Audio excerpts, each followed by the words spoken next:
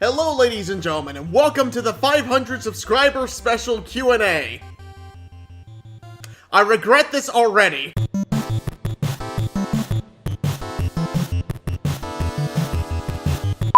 Why is the channel named Neon Cabaret? I did not choose it, Slacker did. If I did make the channel, I would literally name it this. Names are hard to come up with. The channel. Yes, that's it. To put it straightforward, we tried to vote on a simplistic name. Neon Cabaret was one of our choices, so we stuck with it.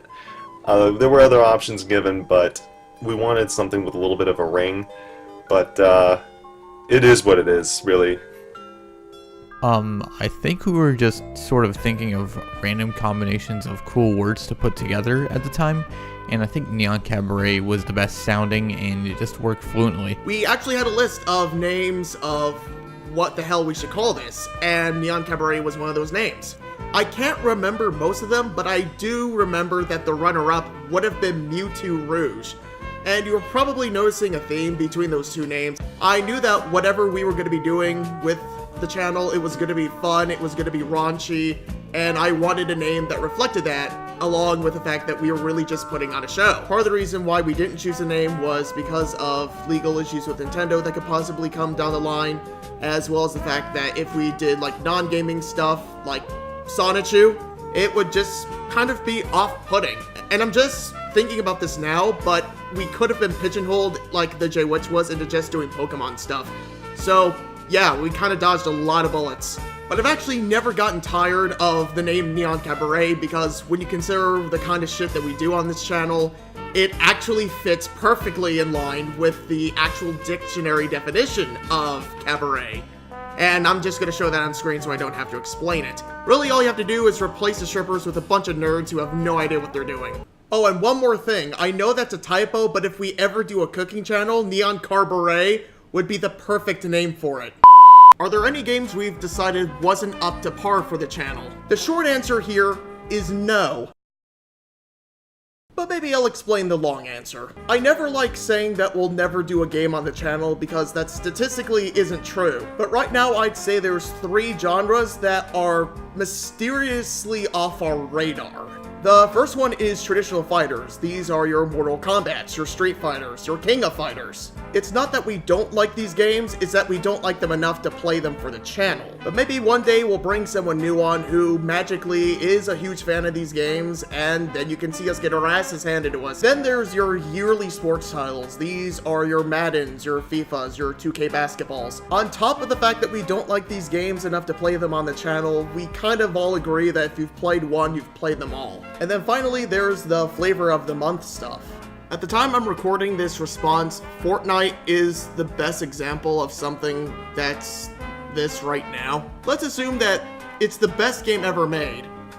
Who says that people are gonna be super excited about it in a month or a year? Remember that one time when everyone wanted to play Undertale and then suddenly it just fell off the face of the earth? If we can help it, we try to avoid stuff that just came out solely because we don't know if it's going to be popular 3 months ahead when it actually goes up. And then there was a time where we swore off recording newer Nintendo games because Nintendo was flagging those videos off of YouTube. At the time we were concerned about monetization, but then YouTube took that away from us, so I guess that's not a problem anymore. Do I have any pets? Yes, I have a dog named Floyd. He is 13 years old and he is the best pupper in the world. Have and will you play an Armored Core game? And if so, how will you with the metric ass load of expansions? Chronologically, I own, I own all the PS3 games, I own all but one of the PS2 games, I own the Formula Front, and I own all 3 PS1 games. So I'm only missing one game from my collection. So yeah, that's just a matter of time, honestly. And I know they're making a new Armored Core, so that'll be 16 games in that series. So look forward to that in the distant future. What are we going to do once Sonichu ends? Simple, we move on. Serious answer though, we'll probably do another terrible webcomic. We haven't picked one yet, Mostly due to the fact that we're not even halfway through I don't even think we're a third of the way through Sonichu yet. But the good news is you won't have to wait until we finish Sonichu for us to do more dumb shit. I've already got a couple of ideas around that right now. I don't want to say what one of them is yet, but if my instincts are right, it's gonna be even more entertaining than Sonichu. And that's saying something. Kill Slacker. That's what I am gonna do. I'm just kidding. I think we're gonna do the reactions to movies. I'm not 100% sure on that, but I think it's gonna be I think that's gonna be so much fun. I have a plan to show Slacker a couple of movies that I think he'll just find them strange, but that's it. Well, currently doing my research on Bob Chipman, and unlike Chris Chan, I don't feel bad for mocking Bob Chipman because he doesn't have the excuse of being raised poorly with a mental condition. So Bob is a free punching bag for me, and he's also a sack of shit. What is the video or joke you're most proud of? I'd say any sort of meme or shit post that I make on this channel, whether it be Cherry Star or any other thing revolving around a meme that I'll do, I think those are the best videos that I'll ever come out with because they're so heavily edited and they take a little while to make. So, yeah. Cameron loves hentai. We still joke about it today. Cameron fucking hates it. That's why I love it. Oh man, I could do like a whole video on this question alone. If it still wasn't in its earliest episodes, I'd probably answer Flynnville University. But in terms of Neon Cabaret, I'd probably have to say the time that we did Remember Me. That was a project where almost everything went according to plan, if not better. It's also where the whole previously on running gag started, which I used again in Kingdom Hearts, and probably am going to use again in Ocarina of Time. In fact, let me put in my favorite one right now. It's at the end of Remember Me, and there's no spoilers, which is the best part. I don't know. I gave up. The video I'm most proud of would be from Clefairy Says from Pokemon Stadium. This was actually very hilarious. Cameron messed up on the second attempt we were playing Clefairy Says, and I was one hit away from losing. He was trying to redeem himself, as he said, in quote, until he completely flipped out, yelling complete garbage. What's your favorite all-time game or game series? Sly Cooper. No question about it. I love the game series. It's been my favorite since forever. And I have to play Sly Cooper 2 next, and I can't wait to play that. My favorite all-time game series has to be the Halo series. I remember playing it when I was about 10 years old in 2003, and I could not put it down. I played Halo 2 in 2004 for hours on end, beat it the first night it came out. Then Halo 3 with my cousins, and we beat that on Legendary when it came out, and it was a ton of fun. Then I played Halo 4, and I couldn't really get into Halo 5, but anything past Halo Reach, I just didn't really have an interest in. Halo 3 ODST I liked a lot, though. I found the story really compelling. Oh man, where do I start with this one? The PlayStation Spyro and Crash games are definitely up there. Most of the 3D Marios, especially 64 and Odyssey. There's Banjo-Kazooie and Banjo-Tooie. Pikmin I keep coming back to. Rez I keep coming back to. Even though it's more recent, Xenoblade 2 blew me away. I'm going to be doing the New Game Plus for the channel. I'm also slowly making my way through the original. The Super Nintendo version of SimCity is amazing. I kind of want to do another one-shot of that. Not just because of how badly I failed when I did it last time for the channel. Sonic Adventure 2's a guilty pleasure of mine, if you want to call it that. I should stop before I basically make this the rest of the video, so Persona 4. My favorite would have to be Super Smash Bros. I was introduced that from one of my friends I knew back in grade school when I was 11 years old. He popped the game in the GameCube, and I saw the opening to Melee, and I immediately fell in love with the game. The fact how you can choose a variety of characters from the Nintendo franchise, and seeing how it grew over the years, I don't know what to say. I mean, I fell in love with it. I've practically played that game almost every day.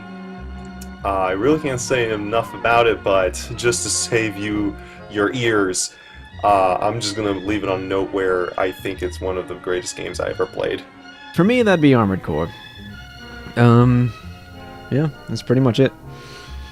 It's not a game for everyone, I'll admit that straight up, and it does have its flaws, but I find it incredibly fun and challenging. And what would you expect from the guys who made the Soulsborne series?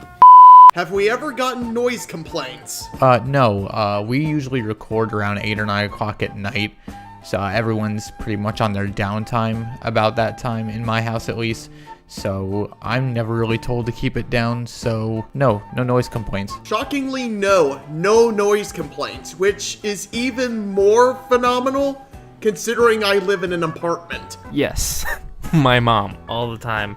I found out that I literally need to take one headphone off my ear to find out of how loud I actually am. No, so far we have not that I know of. We always make sure that we pre-record our voices, making sure the game volume is perfect, and hopefully the video isn't so obnoxious. So, but yeah, with any further ado, I'm just hoping that we keep on striving to keep the best quality when it comes to volume. Oddly enough, no. When I started, I was rooming with 3 other guys. None of them complained. Now I'm in a townhouse with 2 other people, but our bedrooms are not actually adjacent to each other at all, so they can't hear anything I do unless I get really, really loud, and even then, they usually dampen it just by putting on headphones or something. It's not a big deal, especially since I always keep my door closed. Would you guys consider reviewing animated series? No, but let me explain. Neon Cabaret is a gaming channel, and we want to keep the focus on games if possible. Love of video games is really the one thing everyone on this channel has in common, and truth be told, I'm really the only animation guy on the channel. I'm not going to say we're not going to do them at all, as one of the upcoming projects is us watching Donkey Kong Country. You know, this. I'd shower you with coconut cream pies. But in terms of animation reviews being a regular thing, yeah, that's not gonna happen. The few things we're gonna do, we're gonna make really special. Oh, and as for SWAT Cats, yeah, I like it. It's a good show. What kind of collectible, other than money, would you like to have 500 of? Easy. 500 piñatas. Filled with money. Fuck you.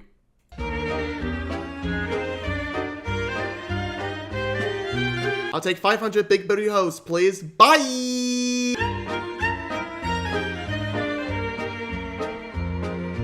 I would say 500 video games, because I'm a collector. But I'm not exaggerating when I say that if I don't already have 500 games, I'm pretty damn close. I think.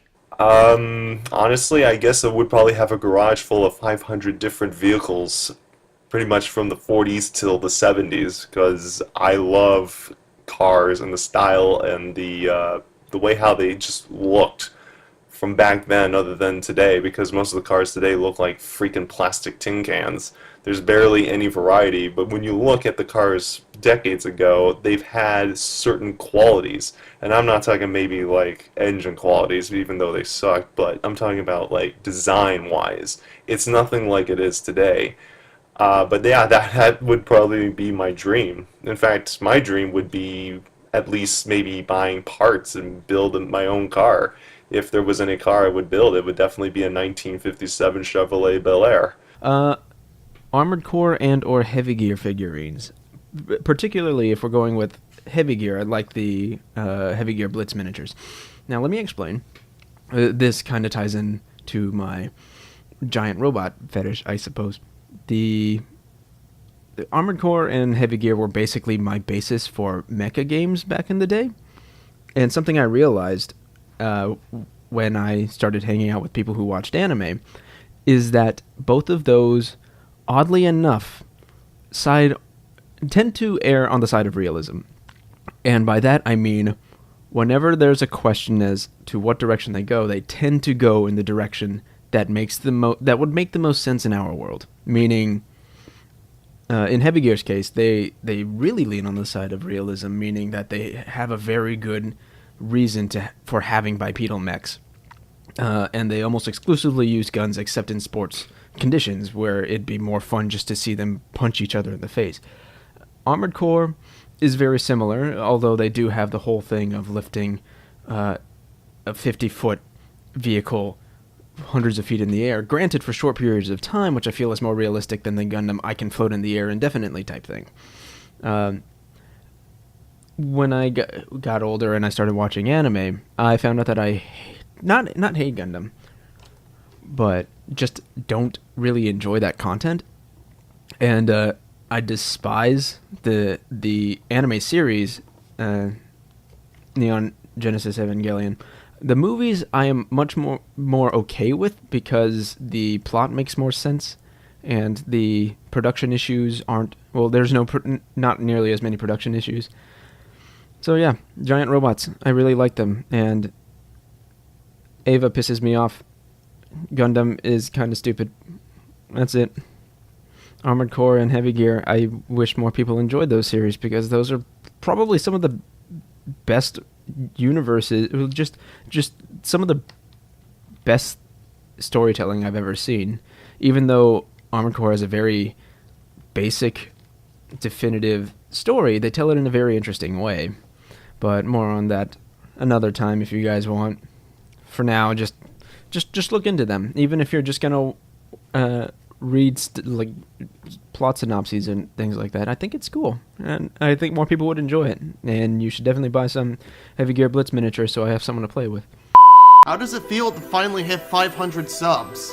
It's really surreal, actually, because when we first started, we were only getting barely even 10 views per video until we started doing Sonichu, or the other guys at least started doing Sonichu, and then the views started kicking up, and the subscriber count significantly went up, and once we hit 100, it just kept on going up by hundreds from there, and it was so surreal and so fast, so it feels pretty good, actually. So we finally hit 500 subscribers. Holy shit. Thank you so much for this opportunity. That's it. Thank you so much, guys. How it feels? Honestly, it feels like we've only scratched the surface. Even though it's a big accomplishment, I mean, hey, it's better than sitting on 90 subs that we've had for the past many years, honestly. But yeah, it's a big accomplishment. I'm hoping we can strive for 1,000. I mean, honestly, we're not asking for much, but we all would appreciate the support that you guys are giving us. This is the second channel I've hit the 500 subscriber milestone with, the first one being Brain Freezer, but it still hits home, you know? I kind of believe that if we're having fun with something, then somebody else might as well have fun with it as well, and I guess I was right with 500 people. And that's it for the 500 subscriber special. Hopefully this answered a lot of your questions, and hopefully I got this out on time. Aw, shit. Count what you have now, don't count what you don't have.